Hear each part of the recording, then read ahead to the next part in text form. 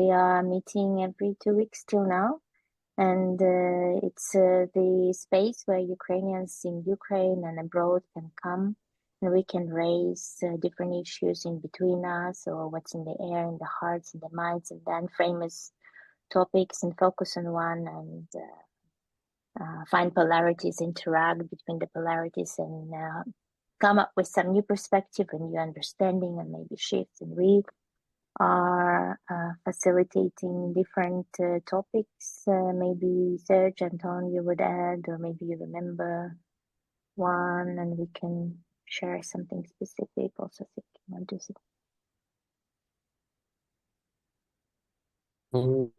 I can say that it was not easy thing. Like we did not decide it from the very beginning to do it for the 3 years every 2 weeks. It just was a suggestion from Max and Ellen first to facilitate the first meeting, and then we pick up from that. And on the one hand, we feel it help us also to orient in the war situation and to better understand the roles even for our own life. Like it is a big source of awareness. So it supports us because we actually rewarded ourselves from this work, and it also worked for people who come to us. And we are not, I should say, we are not only process workers that work with Ukrainian, helping them. And the reason, so to say, an area of support we feel a part of. And at the same time, this support space somehow support us with the interest to what we are doing, with the interest in our meetings. And we also have a warm and nice feedback. People like our groups, and it also a big feedback that support us to try to do it once again. And at the same time, there is no, so to say, like a program or something like that. We still don't know whether we will be doing next meeting, and we just ask ourselves, should we do it next time? And the answer is yes, so we continue to do it. So we don't know whether there will be the next meeting when we finish one, but there is something in the air that organizes us to do it, in my feeling. Yeah, I really love it how you say that we did it also for our own sakes. Now I think I can hardly remember what kind of chaos it was at the very beginning. I mean, overall, the situation overall. I don't know if you know, but there were like kind of people making forecasts about the war, how long it's gonna last. And first it was something like 10 days or whatever, like it's gonna end in 10 days. Then in 10 days it was like it's gonna end in a month or in 2, and then whatever. The forecasts were changing every day. And now I realize how helpful the groups were for me personally, maybe for people also participating, but I'm not sure. We need to check.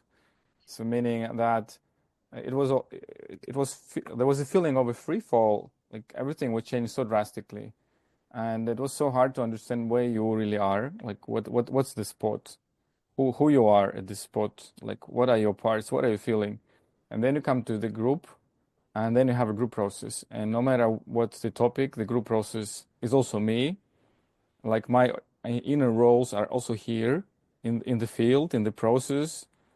People take them, and I can see them also.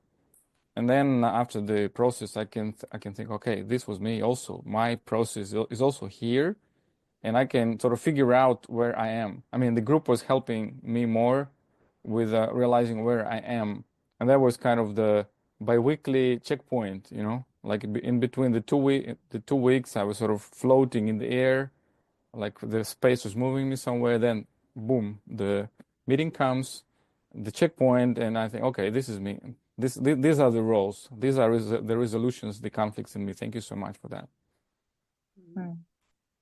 Maybe I share some in the beginning. When we met, there was a lot of guiltiness and this role that is guilty, and it was a big surprise for me. I experienced it as I moved to Geneva with my son, and I felt guilty. But then it was a surprise to see and hear that Ukrainians who are not in the battlefields in Ukraine are guilty, and even more so people who are in the battlefields but do not.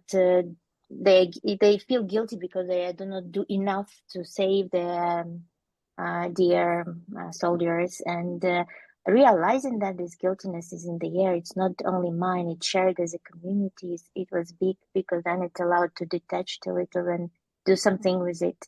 And I think in the war situation, especially, this community work is so important because there is collective somehow forces and roles, and it's really, really hard to be on the own and just deal with this on the own. So I think it's a huge value to have this community and interact around issues that are present. What does it mean to facilitate during war or transformation?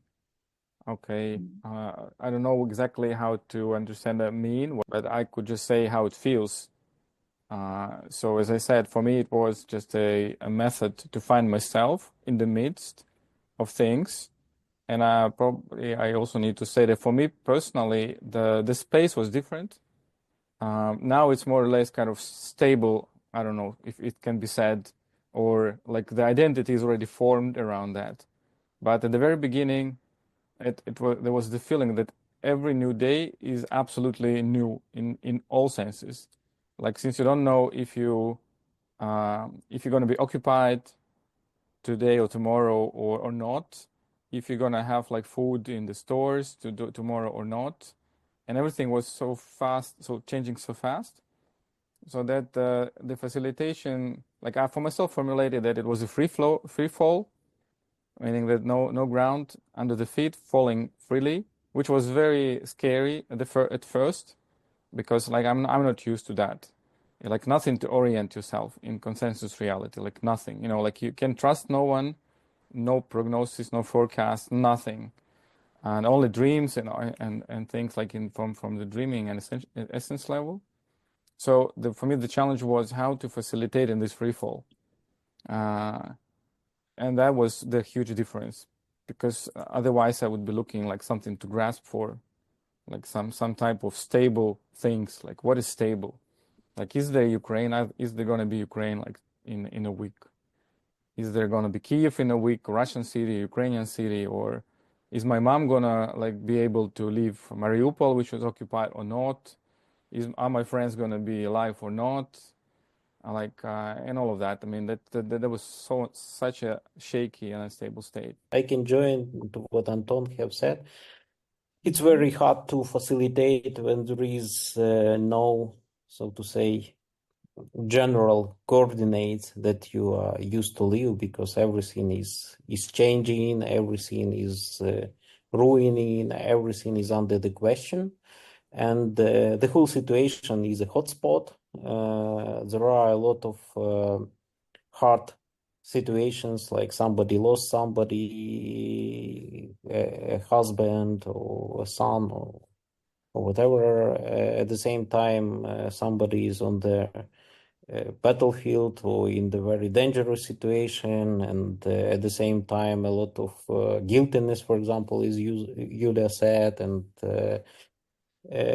you just have to be brave to meet with that without like ground under your feet, to experiment, and also to find the way to go across the edges, because in the normal situation it would be probably much tendency to, for example, with somebody who lost somebody who lost the relatives, to work more personally. But in war situation, it's a common role for everybody, for the big part of the group. And the moment that you spend this hour facilitating for the whole group, making it a topic, will allow the whole group to join that experience and somehow facilitate some roles. And probably it's a different different attitude in the different situation that you would not do in the normal, so to say, in the normal setup. So being brave, being able to find the way to cross the edges, and at the same time understand your limits and appreciate the fact that you are facilitating in the very diverse group, and some people could be in the better spot or have better mood, better experience, better way to facilitate it, and believe and trust also in our team, in our group, is a big learning at the same time, and a big resource that allowed us to go through many not easy group processes that we were, and this is the experience, my experience, that I got from that. I think facilitation for me was everything and is everything. And I will share maybe 2 examples in particular so that it become clear. Also, facilitation may mean different to different people. What I mean by that is maybe I come back to the beginning of the war when there was a shock from what was happening and I couldn't believe it. And there was a moment of stupor and inability to do anything, just move, do anything. And I had my coach nearby, of the phone everywhere, literally. And that was the moment to understand that still in this situation, there were the voices, different voices in me. Ones that said, I need to stay, I need to be there to be able to support and what is happening. And then another voice that was saying, no, I need to go. I have a son, 3-year-old at that time. And I had these completely different voices, and no voice was somehow right because this whole situation is not right. But then the point was to facilitate, to let these voices come out and interact and engage. And it's not that maybe if my path would be to stay, I would stay. If my path was to go, I go. But this is like by facilitating, there was the possibility to move, to bring some flow in the impossible situation and move and go. And then even I started to have dreams, and they helped me to understand, yeah, it's time for me at that moment about this dilemma to go. And I clearly remember it was a facilitation move or thinking, because there was we were not prepared as Ukraine, and there were missiles from the sky, and I thought at that moment there was nobody close in the sky, and okay, if there is nobody, that I can do it. As a facilitator, we are usually seeing what is missing and step in, or bring the flow. And at that moment, what I could do to close the sky for my kid is to go out of Ukraine, which I did. And then it was amazing that facilitating those polarities in me helped me move internally and then physically. And another point I would like to bring about our team, because even listening to Anton, you now, Serge, what you're saying, I say, oh, I have a different view. Oh, I have something. We are so different as a team. We are always looking like in different directions, have different opinions. And in the beginning, it was nightmare. I don't know how it was to you, but to me, I was thinking, it's enough. I'm quitting this team. But then it was a big learning to understand that even though we have different directions and looking with our heads looking in completely different ways, we still can facilitate these opinions and we can voice them. We can also interact and find a way, which is it's amazing to me. Because, and it's physics that says, yeah, the particle, you enter the field and then it shifts, but then there is more fluidity that you learn, and we learned our way how to one leads, another follow, and just that interaction was a big teaching and learning for me also, that this facilitation makes this diversity possible, like being so diverse, and then we can do something, we can facilitate, we can be as a team. So it's a big hope. And I'm very proud of us that we are here doing